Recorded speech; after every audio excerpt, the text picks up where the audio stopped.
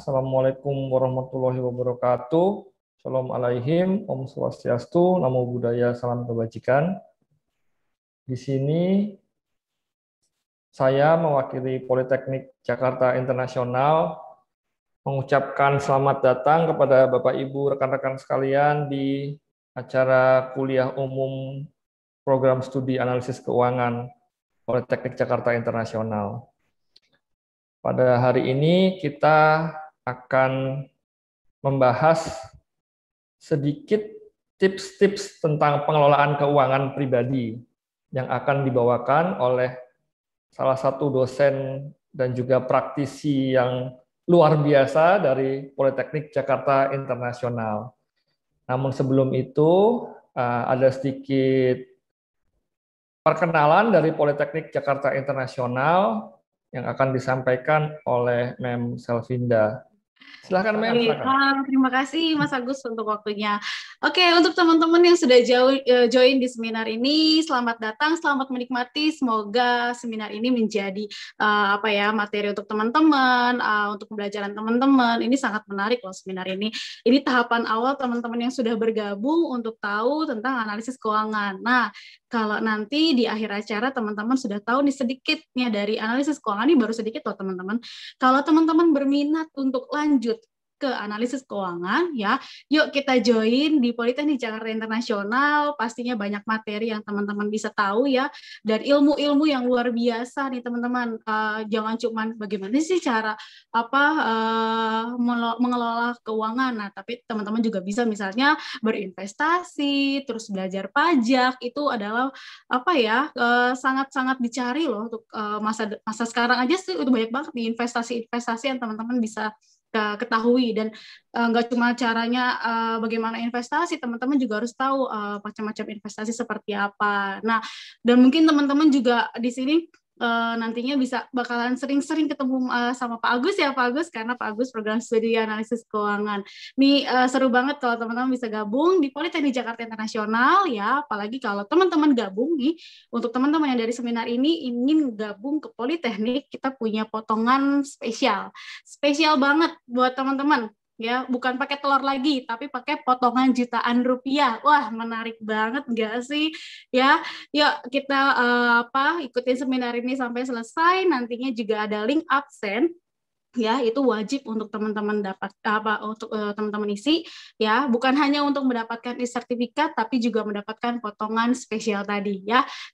Lebih spesial daripada nasi goreng pakai telur di kedua ya, apalagi cabai enggak. Ini lebih spesial karena apa? Potongannya jutaan rupiah. Nah, kapan lagi coba? Ini khusus untuk teman-teman yang gabung di seminar ini aja. Yuk kita ikutin seminarnya sampai selesai dan dapat potongannya ya. Oke, Mas Agus, terima kasih waktunya. Terima kasih Mem, luar biasa dengan semangatnya Mem Selvi yang menggebu-gebu. Nah, teman-teman semua, terima kasih untuk waktunya. Tanpa menunggu lebih lama lagi, saya akan memperkenalkan narasumber kita, yaitu dosen yang super hebat deh, pokoknya deh, top banget, top markotop kalau kata orang-orang. Beliau bernama Bapak Stefanus Gunarto Warjono, sarjana ekonomi, magister sains pertahanan, certified human resource profesional, dan certified theocentric motivator. Coba tuh, gelarnya top markotop tuh. Beliau dilahirkan di bulan Mei tahun 19. Nah, ini selamat siang Pak. Beliau dilahirkan di bulan Mei 1967 di Jakarta. Selain menjadi dosen, beliau juga berlatar belakang praktisi perbankan selama lebih dari 20 tahun. Kemudian beliau juga merupakan salah satu trainer di lembaga sertifikasi pengembangan perbankan, dan juga merupakan salah satu member di salah satu founder malah ya di Capstone Consulting. Nah, beliau ini merupakan dosen tetap di program studi sarjana terapan analisis keuangan. Nah, tanpa menunggu waktu lagi, saya serahkan kepada Bapak Stefanus untuk menyampaikan kuliah umum hari ini. Silakan, Pak. Ya, terima kasih Mas Agus, Pak Agus ya. Dan teman-teman semua, selamat siang, semangat pagi ya.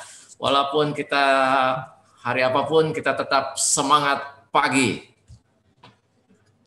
Terima kasih Pak Agus sudah memperkenankan saya untuk sharing bahan kuliah ini ya, yang kita ambil dari berdasarkan pengalaman-pengalaman saya pribadi sebenarnya. Kita coba sampaikan ini kepada teman-teman, khususnya ini teman-teman ini masih kawan-kawan muda ini ya, sahabat-sahabat muda ya, supaya kita bisa belajar bersama-sama, terutama untuk saya yang kolonial ini ya, mungkin dari pengalaman-pengalaman yang sudah saya alami bisa menjadi bahan sharing yang baik untuk sahabat-sahabat para milenial sini. Saya share screen ya. Oke, tadi saya sudah diperkenalkan oleh Pak Agus ya. Mungkin lebih lanjut saya perkenalkan diri lagi bahwa saya praktisi perbankan di beberapa bank swasta nasional, kurang lebih 25 tahun lebih ya, dengan beberapa posisi yang terakhir ini sebagai Deputy Director, Risk Management, di Compliance atau Kepatuhan, kemudian di Human Resources atau di SDM ya, kemudian terakhir saya di Learning Center atau di Pusdiklat.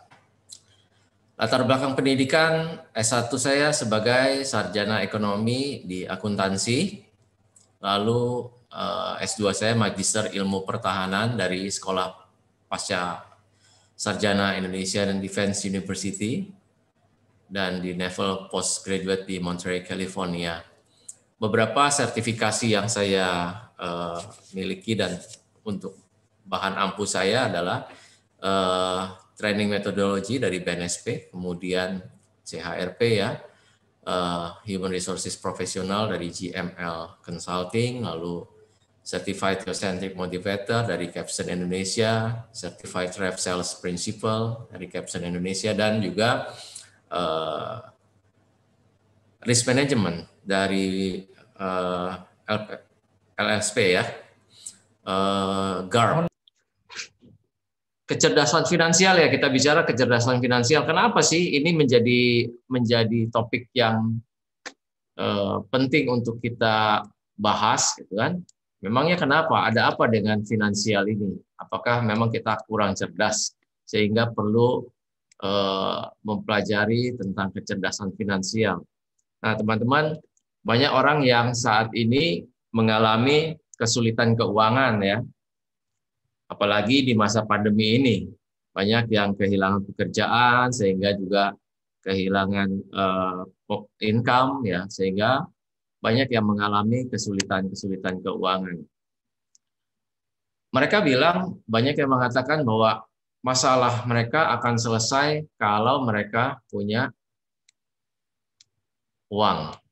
Ya, karena kesulitan keuangan karena bisa selesai karena kehilangan uang. Padahal ternyata masalah Anda dengan uang itu tidak akan terselesaikan dengan Anda menghasilkan lebih banyak uang. Kenapa? Karena saat penghasilan Anda meningkat dari tahun ke tahun, harapan, keinginan, dan gaya hidup kita juga meningkat. Ya, jadi banyak orang yang misalnya mendapatkan lotre lah ya. Kalau di Indonesia mungkin udah tidak ada lotre ya, ada undian atau apapun yang mendapatkan uang, tiba-tiba mendapat uang banyak.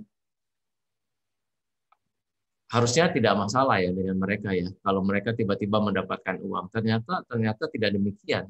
Banyak orang yang ketika mendapatkan uang banyak, justru hidupnya lebih tidak bahagia. Ya, justru masalahnya lebih banyak. Nah, karena apa? Ya, karena mereka tidak mengenal apa yang namanya itu uang sebenarnya. Bagaimana mengelola keuangan. Jadi masalah mereka sebenarnya bukan karena masalah kekurangan uang, tetapi masalah mereka adalah tidak bisa mengelola keuangan. Uang perlu nggak? Perlu dan sangat perlu. Orang harus kaya, boleh kaya nggak? Boleh dan harus kaya, ya kan? Tetapi kita lihat nanti bahwa kekayaan ternyata bukan sesuatu yang bisa mendatangkan kebahagiaan, ya. Tidak serta-merta mendatangkan kebahagiaan.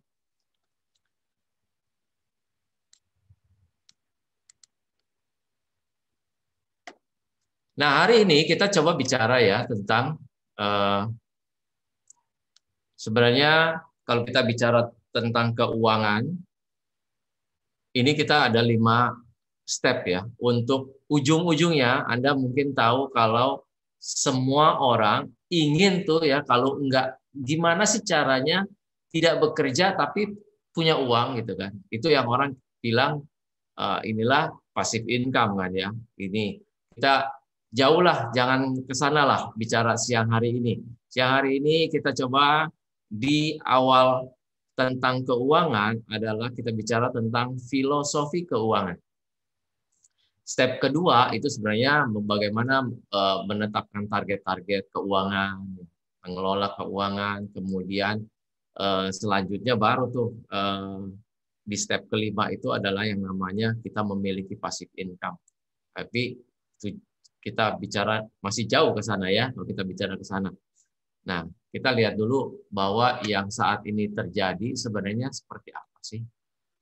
Ya, tadi kita lihat banyak orang yang merasa hidupnya itu masalah keuangannya itu karena penghasilannya sedikit. Penghasilannya yang kurang. Sehingga dia mengejar-ngejar yang namanya penghasilan itu bagaimana harus meningkatkan penghasilan. Ternyata setelah meningkat penghasilannya tidak berubah ya. Tidak berubah. Kesulitan keuangan itu terus, bahkan bisa lebih parah lagi. Karena apa tadi? Ketika Anda waktu itu punya gaji katakanlah 1 bulan 5 juta rupiah, ya. Anda bisa hidup dengan 5 juta rupiah.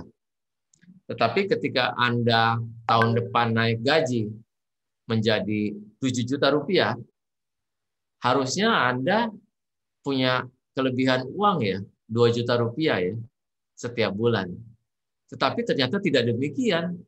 Di bulan kedua setelah Anda mendapatkan gaji 7 juta, ya ternyata pengeluaran Anda juga lebih dari 7 juta. Jadi masalahnya tidak selesai. Lalu apa masalahnya sebenarnya ya? Nah, masalahnya itu gaya hidup juga meningkat ya, karena gaya hidup meningkat. Makanya kata orang menurut Einstein itu kan tekanan itu berbanding lurus dengan gaya ya. Jadi kalau Anda banyak tekanan mungkin karena Anda banyak gaya gitu. Jadi yang perlu diperbaiki adalah gayanya ya, supaya tekanannya berkurang. Nah, gaya hidup ini. Nah, kita di filosofi dasar ini kita bicara tentang bagaimana kita mengelola keuangan dari mengelola gaya hidup kita. Banyak orang terjebak pada red race ini ya. Karena apa? Ketika kemewahan berubah menjadi kebutuhan, cara kita memandang segala sesuatu itu menjadi berubah. Termasuk dalam memandang uang, memandang waktu, memandang pekerjaan, bisnis, persahabatan, keluarga, memandang cinta, bahkan memandang Tuhan pun berubah. Karena banyak orang yang ukuran kesuksesan itu kalau rezekinya banyak, ya. Ukuran keberlimpahan itu kalau gajinya besar, jabatannya tinggi. Ukuran kalau banyak berkat dari Tuhan itu karena gajinya tinggi, jabatannya tinggi. Nah, itu ketika kemewahan berubah menjadi kebutuhan, maka cara kita memandang segala sesuatu termasuk memandang Tuhan menjadi berubah. Karena saya certified theocentric motivator, maka saya berpandangan teosentris, gitu ya.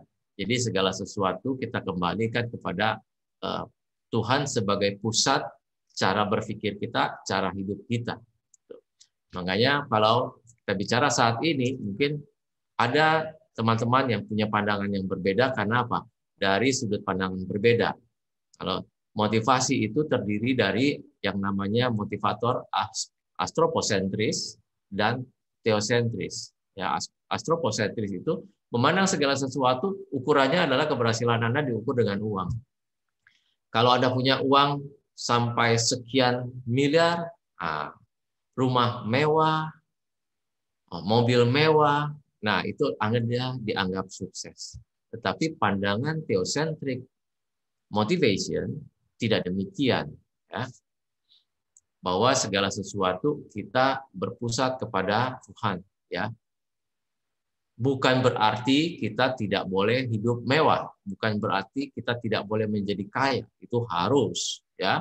Tetapi bagaimana memperlakukan kekayaan itu bukan lagi sebagai kebutuhan, kemewahan bukan lagi sebagai kebutuhan, tetapi sebagai anugerah.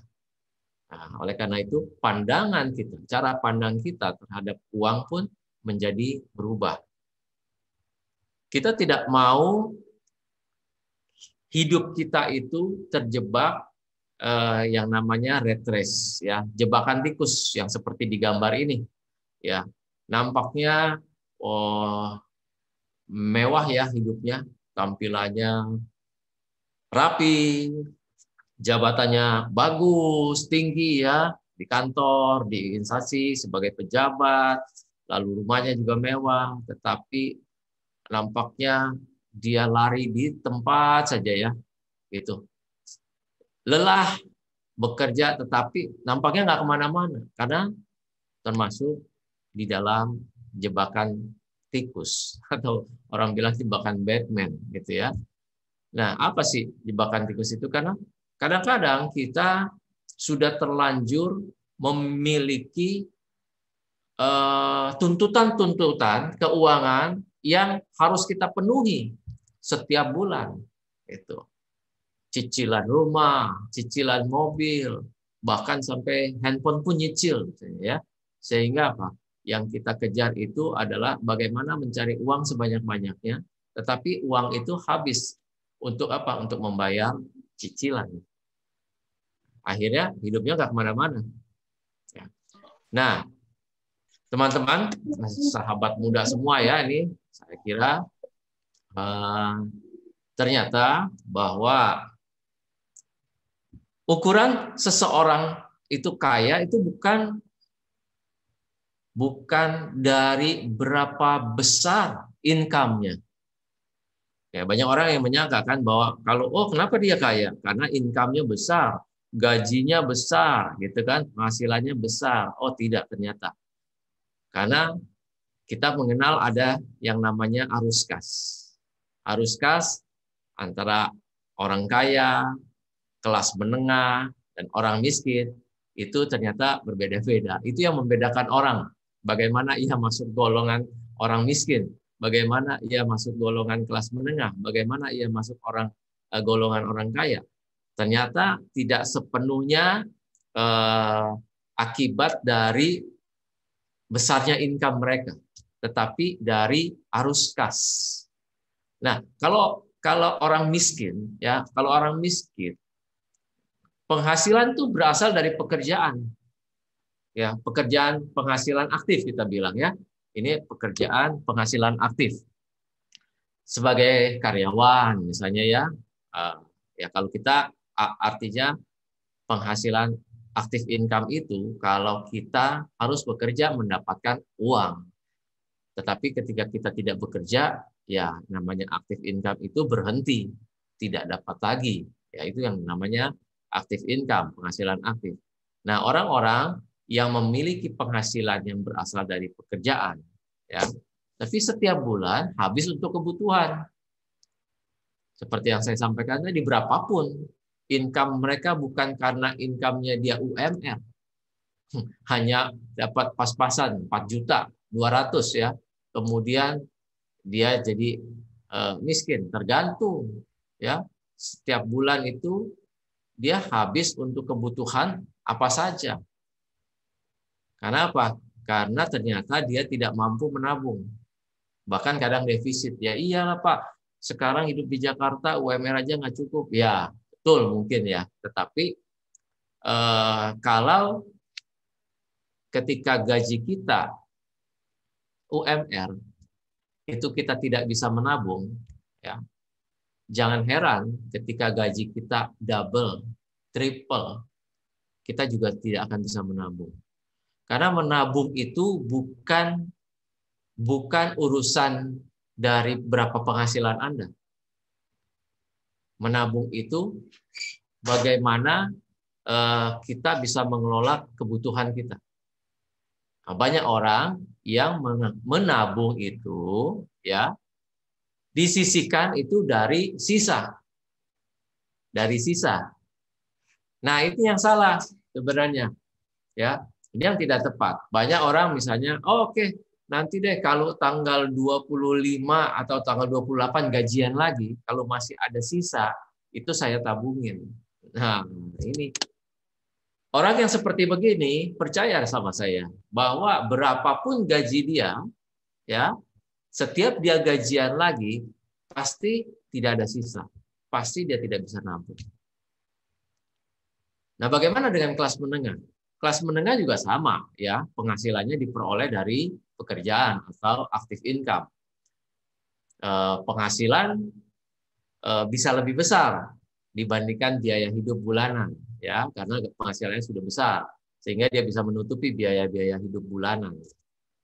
Tetapi kelebihan penghasilan itu, sisa-sisa yang dia tabung itu ya, setiap bulan biasanya dibelikan beban atau barang-barang konsumtif, bukan dibelikan aset. Itu. Makanya dia menjadi kelas menengah tidak naik-naik kelas. Lain lagi kalau orang kaya itu seperti apa sih? Ya, orang kaya itu macam-macam ya sumbernya kan. Sumber penghasilan itu dari aset yang sebelumnya sudah dibangun, bukan dari pekerjaan. Dia punya aset yang sudah dibangunnya ini ya macam-macam ya.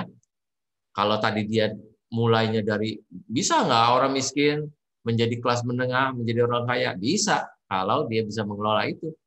Dari miskin ya, tapi dia pandai menabung, tetapi tabungannya itu ya dia kemudian naik kelas misalnya, penghasilannya bertambah, tetapi gaya hidupnya dia tetap jaga, tidak meningkat gaya hidupnya. Jadi kalau tadi di awal karir orang ya bergaji UMR ya 4 juta sekian katakan sekarang ini. Kemudian dia bisa hidup tuh dengan 3 juta sehingga dengan itu dia bisa menabung 1 juta katakanlah setiap bulan 1 juta rupiah ya. Lalu gajinya meningkat menjadi katakanlah 5 juta. Nah, dia tidak meningkatkan gaya hidup. Gaya hidupnya dia tetap jaga di 3 juta. Kalaupun ada inflasi, ya kan, kenaikan beras, kenaikan listrik, apa segala itu, katakanlah naik sekian menjadi 3.500.000 kebutuhan hidupnya. Oleh karena itu, kalau dia gaji 5 juta, dia masih bisa menabung 1,5 juta. Ya, 1,5 juta. Nah, ini kalau orang yang sudah punya tipikal seperti begini, dia akan meningkat menjadi kelas menengah.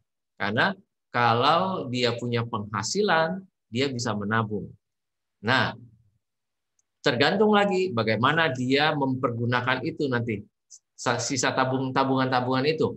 Tabungan-tabungan itu apakah dia tabungan itu dibelikan beban?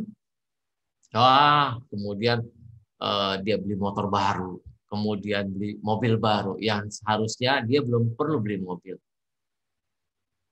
Nah, ini dia tidak akan bisa naik kelas. Kenapa? Tabungannya itu dibelikan beban, bukan dibelikan aset. Tetapi kalau misalnya dia punya tabungan meningkat setiap tahun meningkat, kemudian dia belikan namanya aset. Misalnya belikan tanah ya, atau ditaruhkan dulu di deposito juga, bisa saja gitu. Lama-kelamaan bisa meningkat. Nah, ini sumber-sumber ini yang nantinya dia akan menggulung ya, lama-kelamaan. Kalau dia sudah bisa punya aset yang menghasilkan, nah di sanalah sebenarnya dia sudah disebut orang kaya. Orang kaya kata sekarang ya. Orang kaya itu karena apa? Dia bisa hidup dari aset yang sebelumnya sudah dibangun. Misalnya dia punya kontrakan gitu ya, rumah kos ya, tempat kos, sehingga tiap bulan dia bisa mendapatkan income dari hasil kontrakan rumah atau kos-kosan itu. Nah, itu dia bisa menghasilkan itu sebenarnya sudah orang kaya. Jadi orang kaya itu bukan diukur dari seberapa mewah rumahnya, tidak diukur dari seberapa mewah mobilnya, tidak diukur dari seberapa mewah jam tangannya, tidak diukur dari seberapa banyak cincinnya, ya. Kan ada tuh suka yang cincin-cincin gini ya, itu supaya kelihatan orang kaya gitu ya. Tetapi ya orang kaya yang kaya mah tidak sedemikian seperti begitu ya sebenarnya. Itu sebenarnya orang yang sedang mencari identitas untuk selalu disebut orang kaya aja gitu. Kalau orang yang benar-benar kaya, dia tahu dirinya kaya. Ya. Karena apa? Anda punya penghasilan passive income, punya kos-kosan, punya kontrakan ya, yang kalau Anda tidak usah bekerja lagi, itu bisa menghidupi Anda. Misalnya katakanlah Anda punya kontrakan 10 kamar misalnya ya, 10 kamar, dan satu kamar itu menghasilkan 1 juta rupiah. Artinya Anda setiap bulan sudah mendapatkan 10 juta rupiah. Padahal tadi gaya hidup Anda cuma 5 juta rupiah. Artinya apa? Anda dengan penghasilan 10 juta rupiah dari kontrakan, itu dengan gaya hidup 5 juta, Anda sudah jadi orang kaya. Karena apa? Itu tadi, pengeluaran Anda tuh lebih sedikit dari pemasukan. Nah, jadi itu sudah masuk kelompok orang kaya. Jadi orang kaya itu bukan, sekali lagi tidak diukur dari berapa banyak cincin di tangannya ya. Tidak diukur dari seberapa banyak mobil-mobil mewah di garasinya. Tidak diukur dari seberapa mewah atau seberapa luas kolam renang di rumahnya. Tidak demikian. Memang itu ciri-ciri orang kaya, tetapi tidak demikian ukuran-ukuran yang kita pakai. Nah, jadi sekali lagi,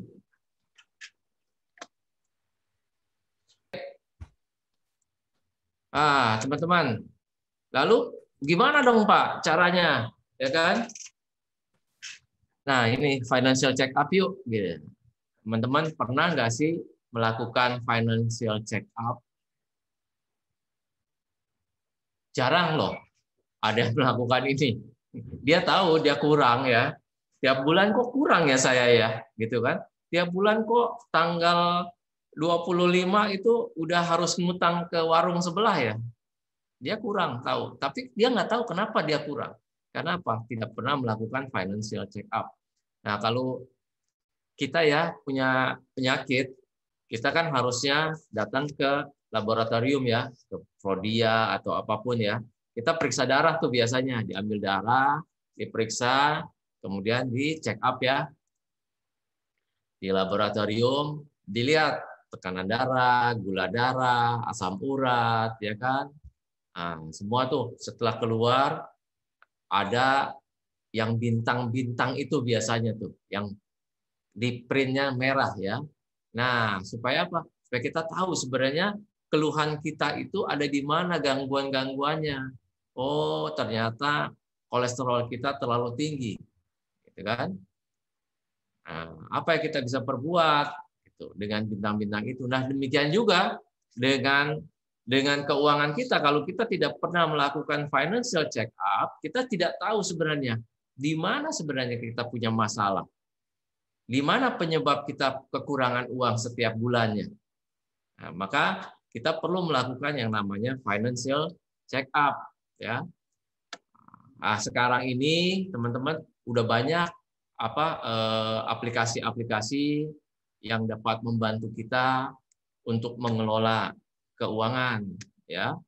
Kalau dulu saya masih bikinnya pakai manual, ya, pakai manual, minimal pakai Excel gitu kan. Saya buat setiap bulan catatan-catatan pengeluaran saya, pemasukan, seperti itu. Tapi sekarang ini sudah jauh lebih enak, ya. Ada beberapa aplikasi yang kita bisa download, ya. Nih misalnya, ini aja bukannya buat promosi ini, ya, tetapi ada beberapa aplikasi alat bantu untuk bisa kita mengelola keuangan. Ada expense manager, manajer uang, ya. Ada pelacak pengeluaran, financial. Nah, saya pakai financial calculator, ya.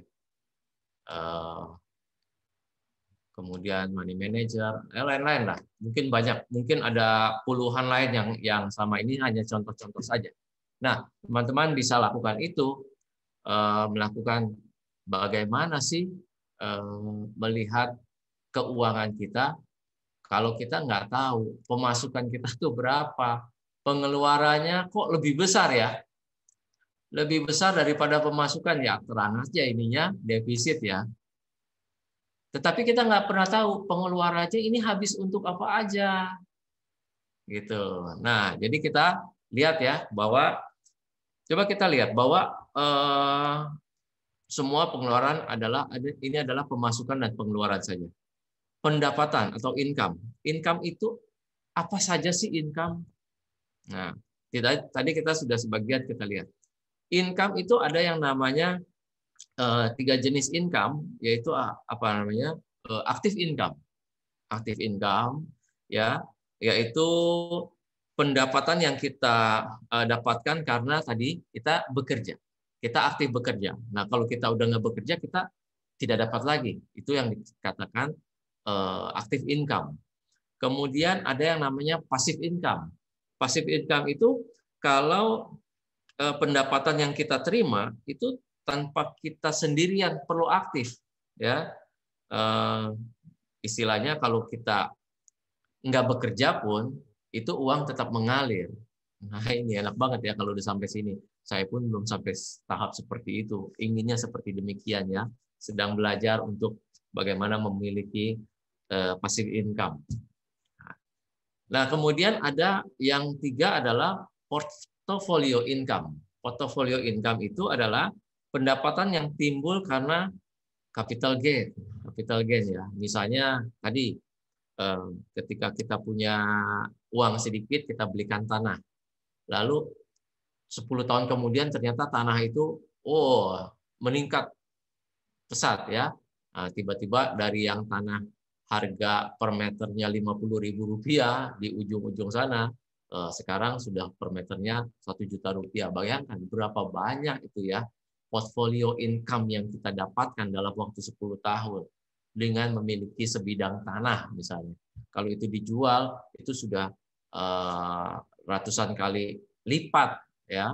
Nah, itu yang kita katakan bahwa ada pendapatan adalah active income, ada passive income, ada portfolio income. Ya. Bagaimana dengan pengeluaran? Pengeluaran itu atau spending itu ada 4 macam. Kita biasa kelompokkan menjadi 4 macam tuh di keuangan. Ada yang namanya pengeluaran yang sifatnya produktif, ya. Ada yang pengeluaran sifatnya konsumtif. Ketiga adalah pengeluaran yang kelihatannya saja produktif, tetapi padahal itu ternyata konsumtif. Nah, yang keempat sebaliknya, ada pengeluaran yang kelihatannya konsumtif, tetapi ternyata itu adalah pengeluaran yang untuk jangka panjang itu menjadi produktif, ya. Apa sih pengeluaran produktif? Itu pengeluaran yang membuat active income, ya. Kita misalnya pengeluaran untuk membeli properti, ya, saham, itu apa, deposito, ya, atau kita belikan emas atau apa, ya. Nah, itu bisa menjadi income yang spending atau pengeluaran yang produktif. Tetapi apa yang disebut dengan pengeluaran konsumtif? Nah, ini sebagian besar orang pengeluarannya ini masuk ke portfolio konsumtif. Apa itu? Habis, langsung habis ya, itu nilainya tidak ada lagi. Misalnya pengeluaran untuk makan, untuk minum, ya, beli pakaian, untuk jalan-jalan, misalnya untuk hiburan, refreshing, nonton, apa segala macamnya. Nah, itu adalah pengeluaran yang langsung habis, sifatnya konsumtif, tidak ada lagi nilainya. Ada yang sifatnya pengeluaran yang pasif, yaitu walau kita nggak ngapa-ngapain kok harus bayar gitu loh. Kalau tadi kan kita pergi nonton, kalau kita nggak nonton kita nggak bayar ya. Tapi ada sesuatu yang kita nggak ngapa-ngapain itu pun harus bayar. Contohnya apa? Saya bayar listrik ya. Anda bisa tuh hidup nggak pakai listrik gelap-gelapan gitu kan. Nah, bayar listrik, kemudian kalau Anda punya cicilan, nyicil mobil, nyicil rumah, ya Anda kalau punya KPR itu adalah passive spending itu. Karena apa? Karena harus Anda bayar setiap bulan. Kalau Anda nggak bayar, rumah Anda disita oleh bank, gitu kan? Mau tidak mau Anda harus bayar itu. Tetapi selain itu ternyata ada juga yang namanya invisible spending. Apa itu invisible spending? Itu pengeluaran yang kita nggak sadar, tiba-tiba kekayaan kita sudah berkurang. Karena apa? Karena inflasi, karena fluktuasi nilai tukar. Ya, kalau dulu misalnya kita beli handphone, harga 4 juta sudah dapat, tapi karena US dollar naik, ya harganya udah barang yang sama tidak lagi dapat 4 juta, menjadi 5 juta. Itu 1 jutanya itu sebenarnya adalah invisible spending, karena secara nggak sadar uang kita itu semakin nggak ada nilainya, ya. Makanya kita berusaha untuk mengurangi barang-barang yang sifatnya konsumtif tadi, ya. Ketika kita beli mobil, seminggu kemudian kita jual deh mobil baru kita. Kalau enggak turun 10-20% itu nilainya. Ya. Mobil semewah apapun, makin mewah Anda beli mobil itu makin cepat karena invisible spending-nya itu makin besar, gitu ya. Nah, jadi bagaimana kita membuat ini? Kita harus disiplin, teman-teman, disiplin dengan mencatat, ya, mencatat setiap pengeluaran, supaya apa? Supaya kita tahu pengeluaran kita sesungguhnya berapa, ya.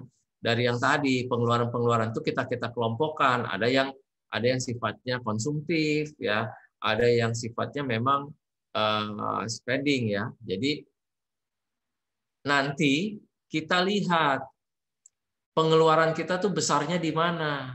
Kalau sampai kita defisit, kita akan bisa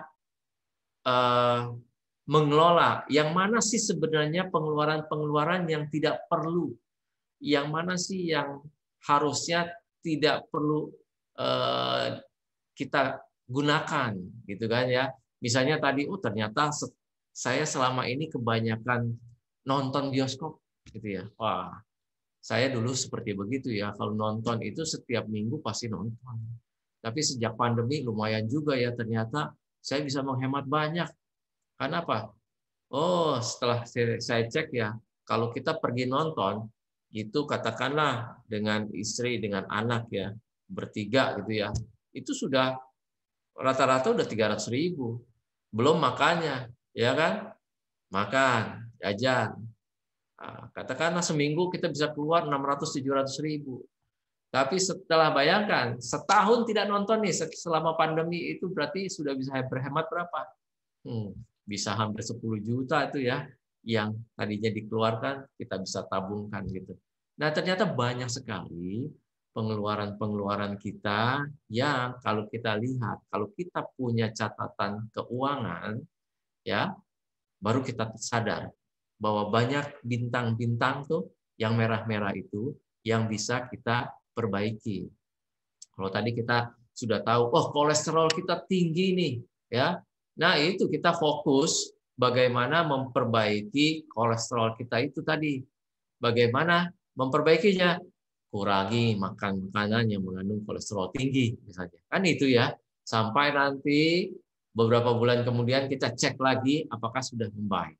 Nah, kalau misalnya, oh gula darah saya tinggi, bagaimana mengelola supaya gula darah saya itu stabil? Ya kita mengurangi yang namanya makan karbohidrat, ya minum minuman yang mengandung gula, ya buah-buah yang manisnya tidak baik, gitu kan? Itu cara kita bagaimana memperbaiki tingkat kesehatan kita.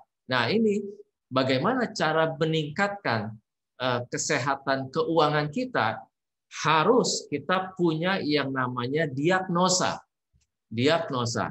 Ya kita harus tahu apa saja hal-hal yang kita bisa dan harus perbaiki. Pengeluaran-pengeluaran yang mana? Karena apa? Ada pengeluaran yang memang harus keluar kok, tidak bisa tidak, ya kan? Misalnya untuk ongkos atau apa ya, untuk makan hari-hari. Nah, untuk makan hari-hari ternyata dari situ pun bisa kita lihat, waduh ternyata ya makan saya terlalu besar. Setiap hari saya makan di food court. Padahal gaji saya tuh belum pantas untuk saya setiap hari makan di food court-nya di mall-mall gitu ya. Wah, kalau saya kebetulan di Sudirman ini, wah kalau kita makan di luar nih di kantor di Sudirman ini ya nggak cukup 50.000 sekali makan, ya. Nah itu rupanya kita bisa perbaiki. Wah ini makan saya terlalu besar.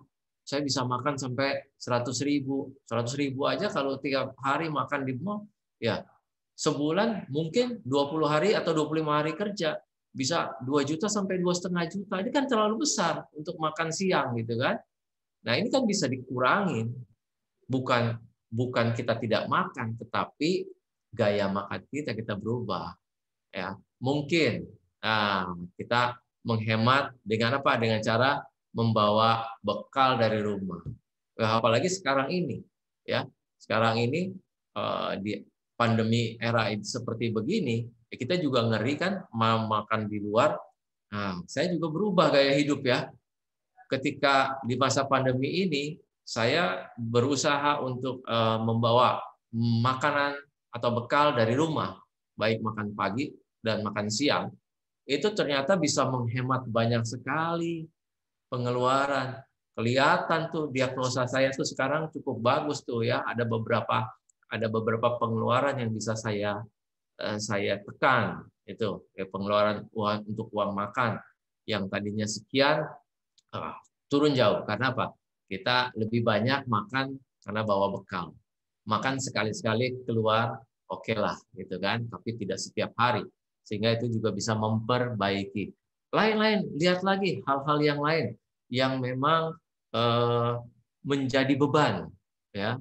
Kemudian bagaimana dong Pak? Kalau sekarang ini saya udah banyak cicilan Pak. Cicilan apa? Dilihat lagi. Oh ternyata cicilannya cicilan yang sifatnya konsumtif. Oh Anda punya motor, cicilan motor misalnya. Ya ternyata motornya ya motor Tiger sih yang Anda beli ya kemarin. Padahal Anda itu hanya untuk gaya hidup. Kemarin alasannya, wah saya kan butuh Pak buat bekerja. Ya, kalau hanya untuk bekerja berarti sebenarnya beli motor Honda, ya Honda Beat lah gitu ya, yang harga 15 juta lah misalnya, daripada beli Tiger yang harga 40-50 juta bahkan ya. Itu berapa yang bisa Anda hemat? Ya kalau sekarang Anda sudah tertekan seperti begitu, ya lebih baik yang hal seperti itu dijual aja, ya, dilunasi, ganti motor yang tidak Anda perlu angsur lagi. Nah, angsuran motor kurang lebih 1 sampai 1,5 juta itu bisa menjadi saving buat Anda. Nah, itu ya cara-cara bagaimana mengurangi tekanan-tekanan itu dengan cara mengurangi gaya-gaya itu tadi. Ya, kalau gayanya turun, tekanannya turun. Tadi ya. Nah, kalau Anda banyak tekanan hidupnya, karena banyak gaya hidup. Oke. Lalu hal yang lain yang perlu kita prioritaskan adalah kita harus memiliki yang namanya dana darurat. Dana darurat ini sangat-sangat perlu. Karena apalagi sekarang ini ya, kelihatan orang-orang yang tiba-tiba di PHK gitu ya. Kan banyak ya mengalami PHK. Berapa lama dia bisa bertahan tanpa dia belum mendapatkan pekerjaan pengganti? Nah, itu tergantung berapa banyak cadangan kita. Kalau dulu saya membentuk cadangan itu ya, itu 6 bulan dari kebutuhan hidup saya. Katakanlah misalnya saya butuh hidup untuk hidup normal ya, tanpa mengurangi apa-apa, misalnya katakanlah 5 juta. Ya, artinya kalau Anda punya kebutuhan hidup 5 juta per bulan, ya, Anda harus punya 5 juta kali 6. 30 juta itu nggak boleh dianggap itu Anda bisa pakai dana darurat itu. Dana darurat hanya dipakai kalau memang benar-benar darurat. Ini kita belum bicara dana darurat untuk kesehatan. Ya, ini kalau kita misalnya kehilangan pekerjaan. Nah, diharapkan dalam waktu 6 bulan lah ya, kita bisa recover lagi, kita mendapatkan pekerjaan pengganti atau membangun usaha baru. Gitu. Tetapi ternyata 6 bulan yang saya bentuk itu ternyata sekarang ini menurut saya sudah tidak cukup lagi. Karena apa? Kita lihat pandemi seperti sekarang ini sudah 1,5 tahun loh, ya, sudah 1,5 tahun. Hampir 2 tahun ya, banyak orang yang kehilangan pekerjaan dan selama 1 tahun belum bisa mendapatkan pekerjaan pengganti. Nah, ini kan repot kalau tidak punya dana cadangan. Sehingga menurut saya sekarang ini kita perlu memiliki dana cadangan sebesar 1 tahun gaji kita. 1 tahun gaji kita. Artinya apa? Artinya kalau kita tidak punya penghasilan, ya, selama 1 tahun kita masih bisa hidup dengan gaya kita yang lama. Nah, dengan gaya kita yang lama, ya, tidak mengurangi. Nah, kalau kita kurangi, malah kita bisa hidup setahun lebih, gitu.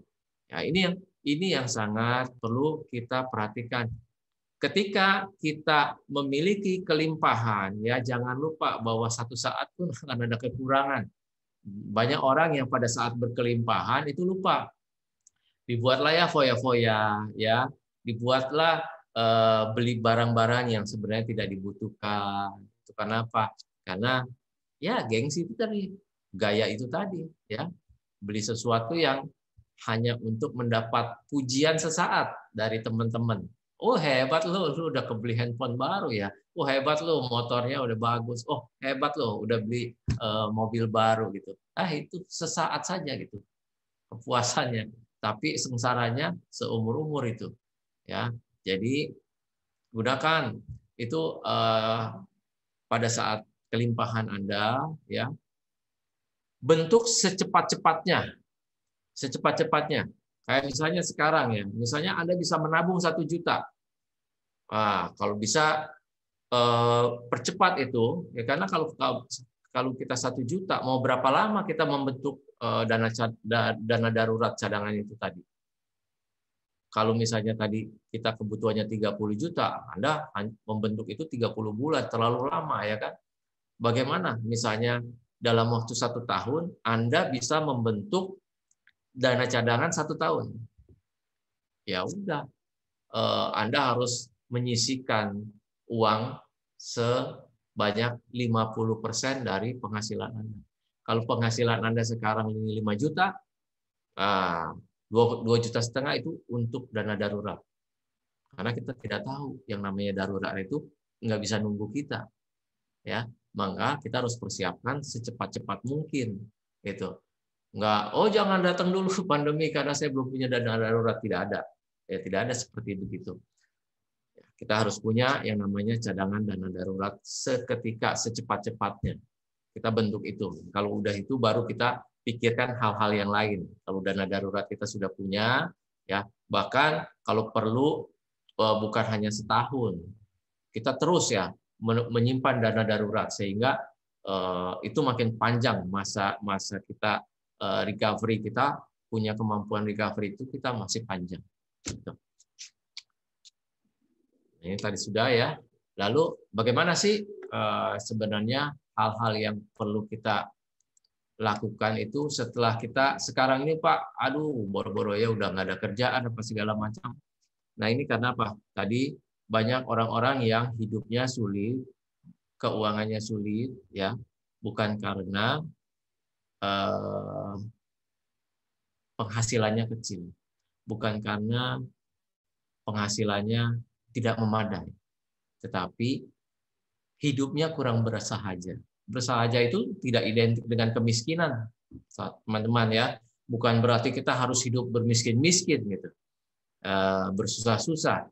Karena maksudnya hidup bersahaja itu adalah hidupnya sederhana. Artinya apa? Artinya tidak berlebih-lebihan. Kalaupun kita mampu membeli barang yang lebih mahal, tetapi kalau tidak perlu kita beli yang mahal, kita beli yang secukupnya, tidak berlebih-lebihan. Nah, kalau mengingat hidup bersahaja itu, kita bisa belajar dari guru financial dunia ini yang luar biasa ya, Mr. Warren Buffett ini. Ini orang yang salah satu orang terkaya di dunia. Tetapi kita bisa lihat rumahnya ya, orang terkaya tuh rumahnya seperti begitu, dan mobilnya itu mobil tua katanya ya. Mobil umurnya udah 20 tahun, tetapi dia masih tetap pakai. Apakah dia tidak mampu beli mobil Rolls Royce atau mobil mewah lainnya? Saya kira dia mampu. Tetapi dia orang yang hidupnya bersahaja. Ya, sehingga apa? Dia pakai mobil seadanya, secukupnya. Bahkan dia nyetir sendiri loh. Bahkan dia nyetir sendiri. Dia nggak menggaji sopir. Karena dia bilang nyetir sendiri itu bukan karena memang dia pelit ya, bukan hidupnya karena pelit, tapi dengan menyetir sendiri dia bisa tetap belajar konsentrasi, belajar fokus gitu loh ya. Nah dia hidupnya bukan orang-orang yang masuk ke dalam perangkat rat race tadi, dikejar-kejar waktu ya, pindah ke sana pindah ke sini harus ini ya. Dia hidupnya udah orang kaya banget ya, sehingga dia nggak kerja pun sebenarnya semua aset-asetnya menghasilkan.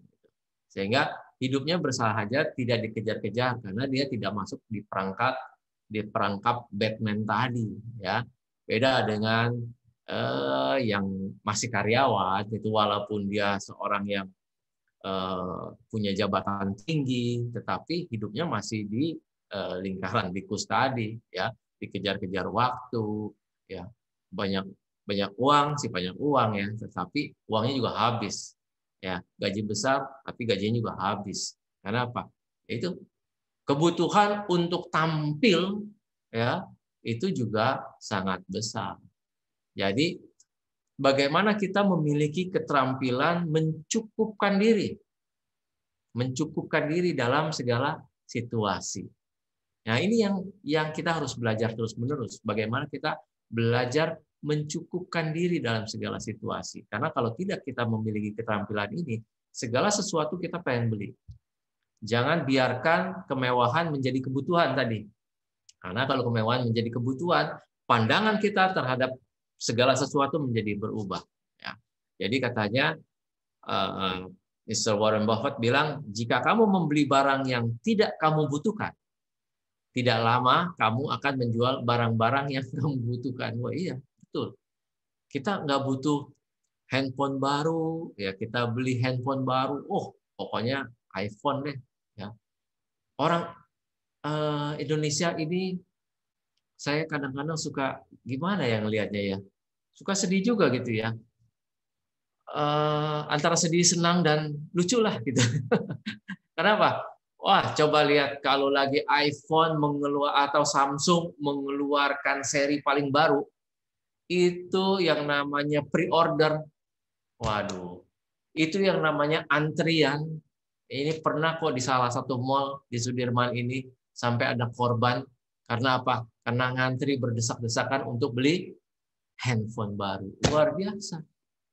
Apakah dia perlu? Pertanyaannya itu. Atau dia ingin aja. Dia ingin jadi orang pertama yang punya handphone baru, seri baru. Setelah hari kedua, handphone itu masih baru nggak? Tidak.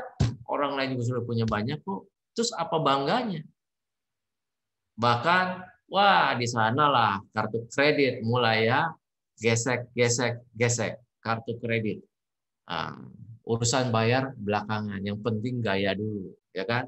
Dia punya kebanggaan sesaat. Kenapa? Punya handphone baru yang wah, temannya bilang, "Wih, keren banget loh handphone baru ya. Kemarin dapat ngantri bla bla bla bla ya." Padahal boleh gesek kartu kredit. Bulan depannya baru dia pusing bayarnya. Itu. Kenapa?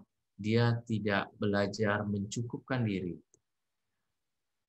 Dia tidak belajar untuk hidup bersahaja. Ini poinnya sebenarnya cuma slide ini doang. Ya, ternyata. Oke. Lalu bagaimana kita mampu menunda kenyamanan? Save first, spend later.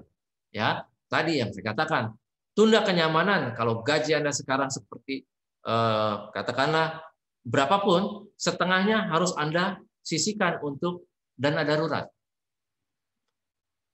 Ya, untuk hal-hal yang lain nanti kemudian. Jangan sampai ada yang namanya ya sekarang ini lagi menarik-menariknya nih ya dari seperti Traveloka ya. Liburan sekarang bayar kemudian. Aduh, kalau sampai Anda liburan pakai uang bukan dari yang Anda punya tabungan, ya percaya deh. Waktu liburan Anda tuh nyaman banget, enak banget 2 hari, 3 hari, ya bahkan mungkin seminggu lah katakanlah ya liburan ke Bali, gitu. Tapi pulang liburan stres lagi, lebih berat stresnya daripada sebelum Anda pergi liburan. Kenapa? Belum Anda bayar tuh tagihannya, ya begitu datang tagihan baru. Jadi jangan lakukan yang namanya liburan sekarang bayar kemudian, ya pay later itu berbahaya ya. Kartu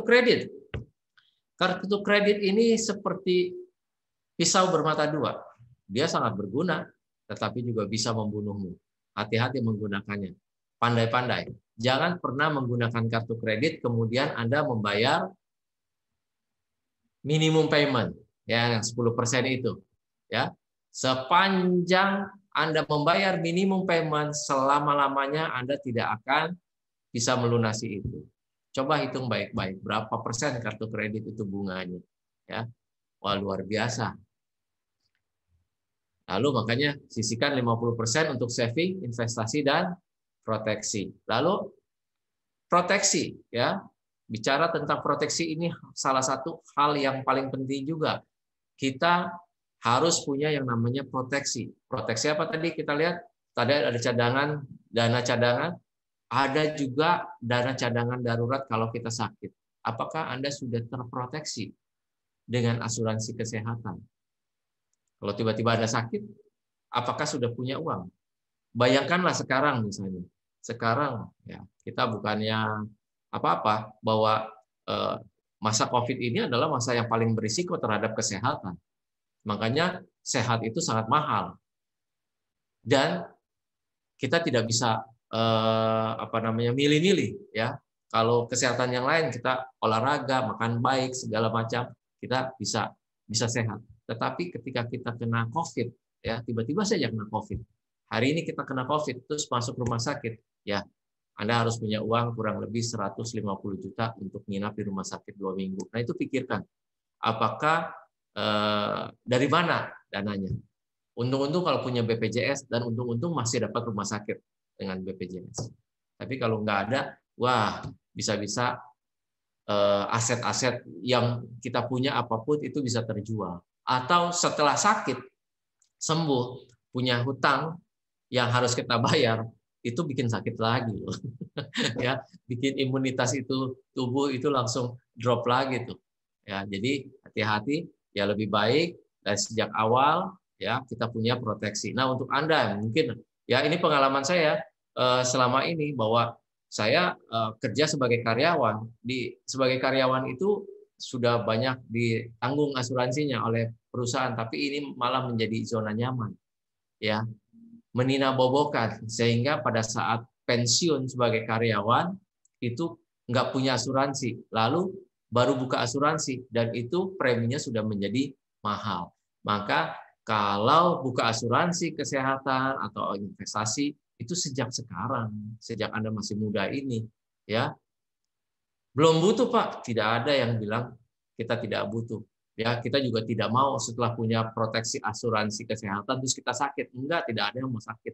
Tetapi yang namanya proteksi setiap saat itu bisa menjadi payung buat kita untuk melindungi kita. Baik, teman-teman. Itu saja yang bisa saya sampaikan. Masih ada waktu, silakan saya kembalikan lagi kepada Pak Agus. Baik, terima kasih atas tips dan trik yang luar biasa dari Pak dosen kita, Pak Stefanus Gunarto Warjono. Luar biasa sekali, Pak. Ini tips dan triksnya, Pak. Mungkin banyak dari kita yang nggak kepikiran ya, Pak ya. Kalau kekayaan itu tidak diukur dari seberapa mewah penampilan, Pak, tapi seberapa banyak yang bisa dapat kita hasilkan, Pak. Itu luar biasa, Pak. Karena selama ini yang terlintas di pemikiran kita, masyarakat umum terutama itu adalah kekayaan itu dilihat dari penampilan, Pak. Nah, di sini Bapak memberikan contoh tadi bahwa Pak Warren Buffett itu orang terkaya di dunia itu sangat-sangat bersahaja, luar biasa sekali. Nah, untuk sesi tanya jawab kita buka sesi ini. Mungkin rekan-rekan yang ingin bertanya bisa mengajukan atau menuliskan pertanyaan di kolom chat. Silahkan, 3 pertanyaan terlebih dahulu, bisa bertanya apa saja kepada narasumber kita yang luar biasa ini. Silahkan.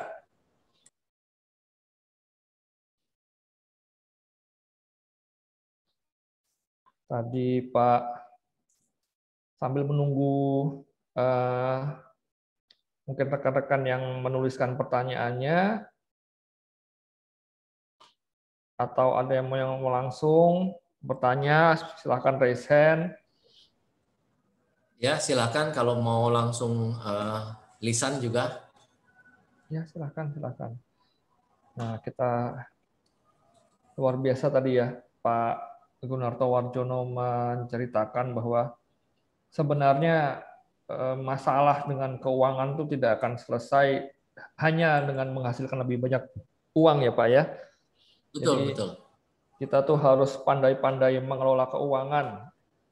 Jadi ada filosofi keuangan, pengelolaan keuangan, bahkan sampai ke tahap kelimanya tadi passive income. Jadi sebenarnya intinya tuh masalahnya bukan kekurangan uang, tapi bagaimana kita pandai mengelola keuangan ya Pak ya. Ya. Ada yang bertanya? Belum? Silakan, nah, kalau Bapak Ibu. Tadi Pak, kalau ada yang japri saya nih Pak.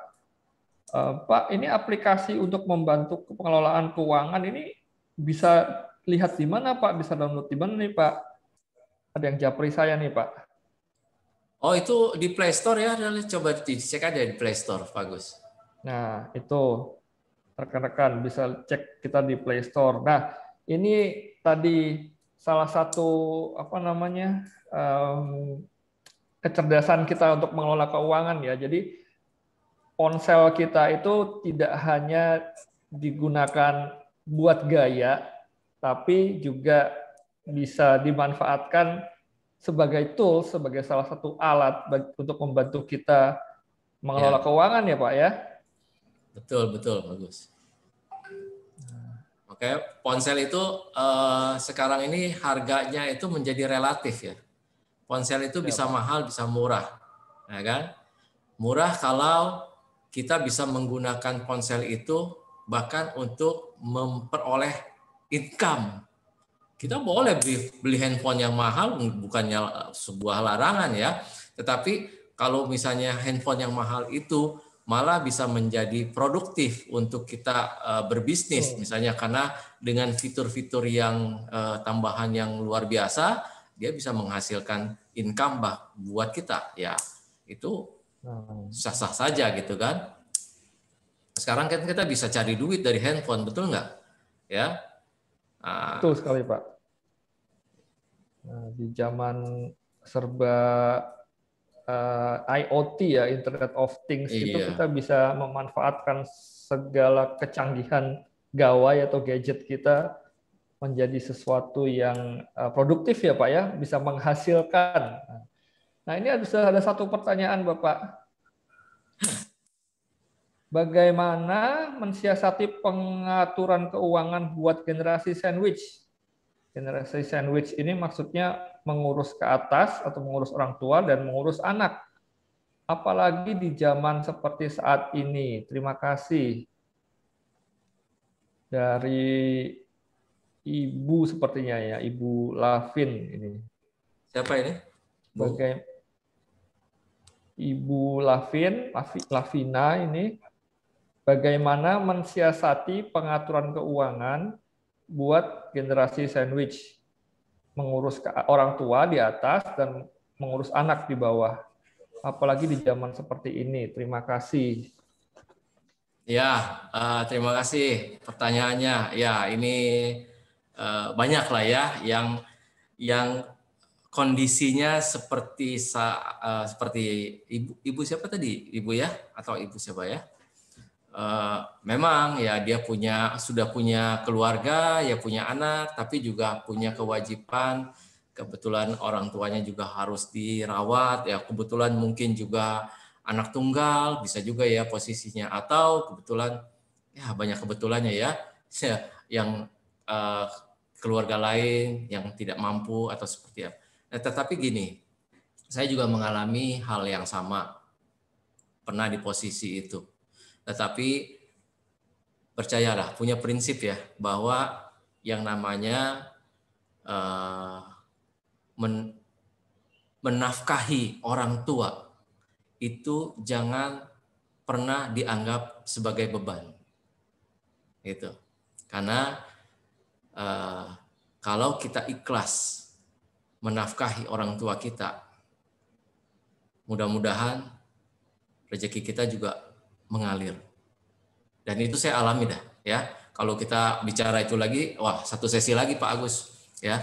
Tetapi sekali lagi bahwa kalau kita sudah merasa tidak mampu ya, tidak mampu mengurus orang tua ya, kita juga berapapun hasil yang kita peroleh, kita menganggap tidak mampu. Ya, jadi semua dari mindset saja gitu. Ini gara-gara saya harus mengurus orang tua, makanya saya hidupnya seperti ini. Nah, percaya deh, kalau berapapun gaji Anda, berapapun penghasilan Anda, kalau kita punya mindset seperti itu, apalagi menempatkan orang tua sebagai beban, ya itu tidak akan pernah berkah juga, gitu. Tapi kalau kita ikhlas ya, bahwa orang tua justru kita merawat orang tua, itu salah satu pintu rezeki yang Tuhan titipkan. Jadi jangan menganggap bahwa penghasilan yang kita dapatkan ini 100% punya kita. Itu 10 atau 20%-nya itu adalah penghasilan orang tua kita yang Allah tuh titipkan buat kita melalui kita. Untuk siapa? Untuk orang tua kita. Jadi itu harus memang disisihkan untuk orang tua. Gitu Pak Agus ya. Sementara mudah-mudahan membantu, tapi kalau kita mau bicara ini lebih, saya sih pengennya bahas ini secara lebih filosofis lagi gitu. Tapi waktunya kurang ya Pak. Nah, boleh Pak, saya japri saya lah nanti ya. Kapan boleh japri saya, kita ngobrol-ngobrol secara ini silakan. Saya dengan senang hati kita sharing. Saya mengalami itu soalnya. Luar biasa.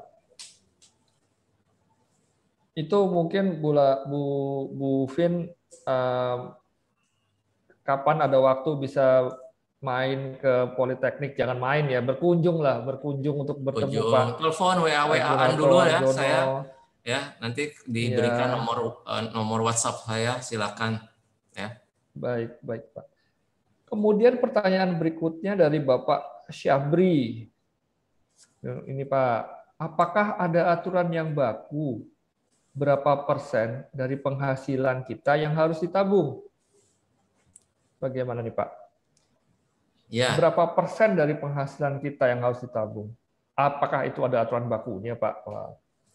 Baik, terima kasih Pak Syabri. Ya, kalau yang baku sih saya kira tidak ditetapkan baku yang harus seperti ini. Tetapi kita belajar dari bagaimana sih best practice yang rata-rata ya. Nah, terutama dari yang saya jelaskan tadi, bagaimana kita bisa membentuk secepat-cepatnya dana cadangan itu, Pak. Secepat-cepatnya. Jadi kalau kita sekarang nih, ini kebetulan mungkin teman-teman yang banyak yang baru bekerja gitu ya, baru punya penghasilan. Nah, ini baru punya penghasilan ini sangat menentukan berapa besar pengeluaran. Berapa besar pengeluaran ini dari penghasilannya sekarang. Kalau penghasilan Anda sekarang 3 juta atau 4 juta, katakanlah UMR 4 juta misalnya. Lalu Anda habiskan hari ini 4 juta 1 bulan, itulah yang akan menjadi model dari pengeluaran Anda. Tetapi kalau dari penghasilan pertama 4 juta misalnya, kemudian Anda membentuk model bahwa saya harus cukup dengan 2 juta hidup, maka Anda bisa menabung 2 juta. Artinya apa? Anda bisa menabung 50%. Ya kan? 50% itu bisa nabung. Kalau 50% Anda bisa nabung, itu dalam waktu 1 tahun Anda sebenarnya sudah punya cadangan dana darurat untuk Anda hidup selama 1 tahun tanpa bekerja dengan biaya hidup 2 juta rupiah. Betul nggak? Kan gitu ya. 12 bulan, 1 tahun. Itu. Anda bisa bentuk. Jadi tergantung Pak kebutuhan. Ya, ada yang rata-rata 30%, tetapi kan ada yang juga menyisihkan 10% pokoknya untuk kalau perpuluhan misalnya ya. Disisihkan dulu baru sisanya dipakai misalnya. Ada juga yang 20-30%. Tetapi yang penting adalah bahwa menabung itu tidak boleh di belakang. Itu prinsip yang paling penting saya kira. Jangan menabung sisa. Karena apa? Nggak bakalan ada sisa. Jadi menabung itu di depan ketika tanggal gajian misalnya, terus Anda langsung harus sisihkan 20% atau 30% atau berapapun, itu langsung disisihkan kepada rekening yang lain. Jadi Anda hidup dengan sisa yang ini nih, Anda harus cukupkan gitu. Tetapi yang itu jangan dikutak-atik lagi gitu. Itu caranya. Ya jangan nanti aja lah di belakang kalau lebih 10% syukur, nggak ada yang nggak apa-apa gitu, seadanya aja nabung. Itu yang banyak orang-orang kemudian hidupnya tidak punya tabungan. Ya, masa tidak punya tabungan? Misalnya gaji telat dibayar 1 hari, dia udah kelimpungan gitu ya. Lalu itu kasihan juga itu. Nah, itu artinya menggambarkan ada tingkat kesehatan yang serius tuh di keuangan Anda. Kalau terlambat 1 hari saja Anda dapat uang masuk dari gaji gitu kan, terus Anda nggak bisa makan hari ini, itu ada tingkat kesehatan yang serius yang perlu diperhatikan. Berarti Anda tidak punya cadangan. Demikian Pak Sabri ya, mudah-mudahan menjawab. Baik Pak Syabri, terima kasih. Dan terima kasih juga Pak Stefanus atas tanggapannya. Ada lagi nih Pak, ada 2 pertanyaan nih Pak.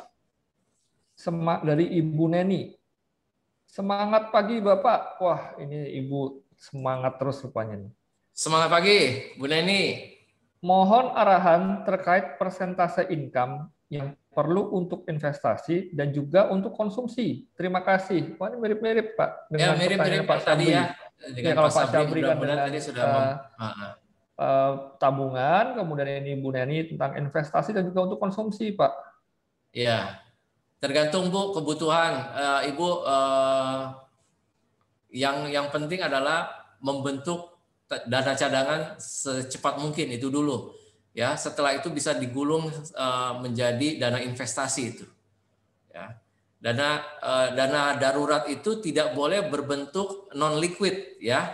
Karena apa? Dana darurat namanya. Setiap saat kejadian itu perlu bisa langsung dicairkan. Makanya bisa berbentuk tabungan, bisa berbentuk deposito. Tapi jangan berbentuk tanah misalnya atau rumah. Ya, itu non liquid. Kalau begitu mau butuh mencari penjual kan nggak bisa sehari 2 hari gitu kan. Nah itu ya. Nah itu investasi ya, sifatnya investasi.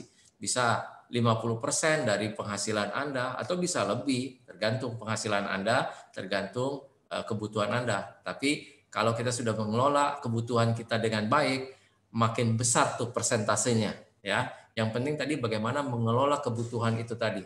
Banyak hal-hal yang ternyata yang kita beli itu bukan karena kita butuh, tetapi karena kita ingin ya, needs. Bukan needs ya, tetapi hanya wants aja gitu ya. Cuma keinginan dan itu memuaskan hati cuma sesaat saja. Itu sebenarnya tidak demikian. Demikian Bu Neni, mudah-mudahan bisa menjawab.